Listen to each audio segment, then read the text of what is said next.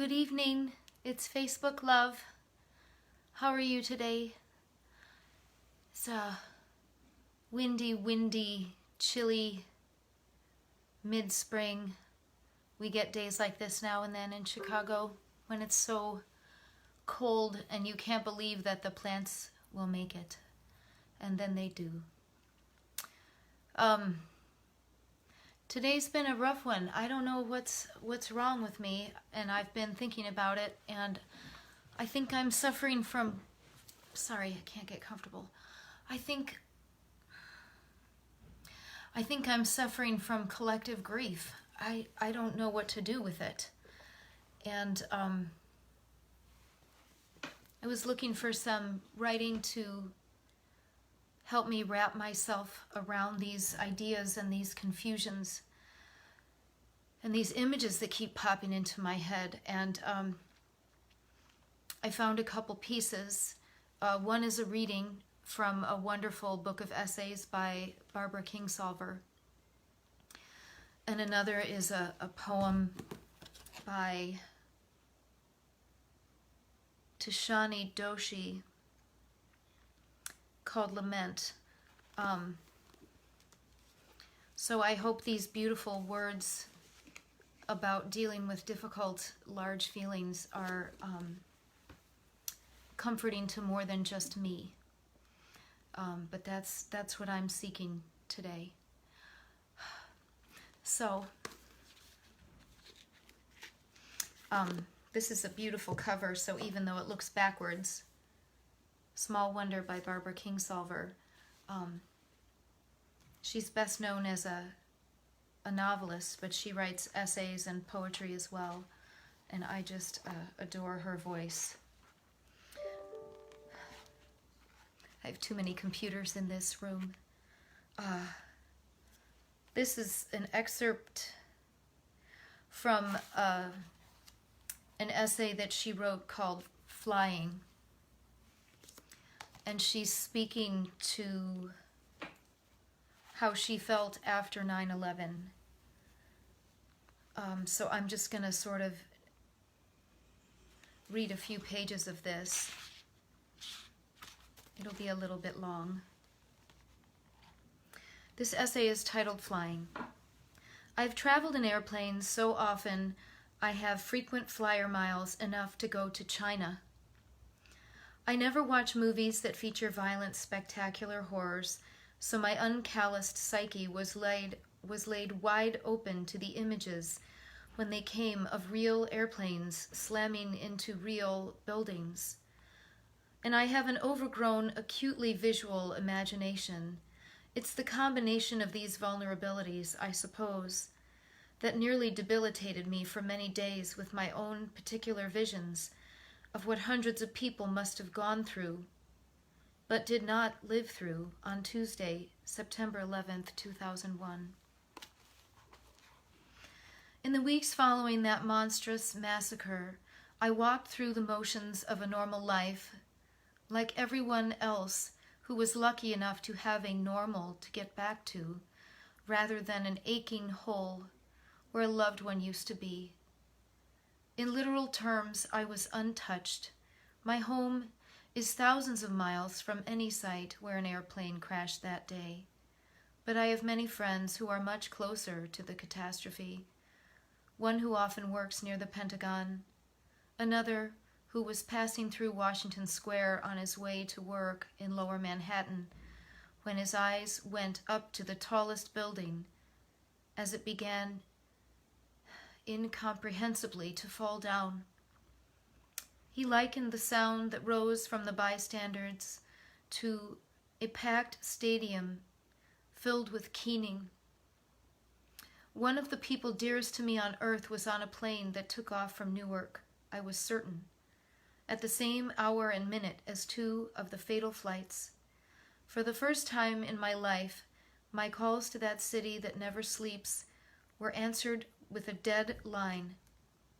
I was worried sick about my far-flung friends for the hours and days it took until I could talk with each one in turn, reassuring myself that my community remained more or less as it had been. I have 2 close friends who lost people they loved, so I stand 1 degree separated from a tragedy that directly bereaved so many in one horrendous blow. Only my soul was scathed.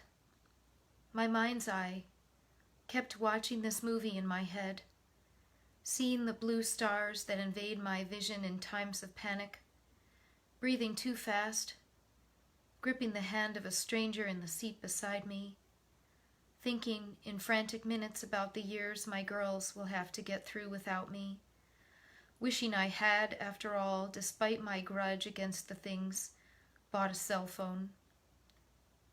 Brutal murder with knives, desperation, watching the end of the world from an aisle seat. So many people. They crowded my consciousness with a silent cry for memorial. The essay's much longer, but she speaks so clearly to what I feel daily, stacking up thousands of people a day, just stacking up. I long for some kind of public memorial, some kind of daily acknowledgement that these are people, individual people. People with friends, loves, children, workmates, those they touch just on that daily way that we do when we're going about our chores. And I'm grief-stricken. I'm bereft. So I look for beauty. I found this other poem in this other collection, Poems for the Planet.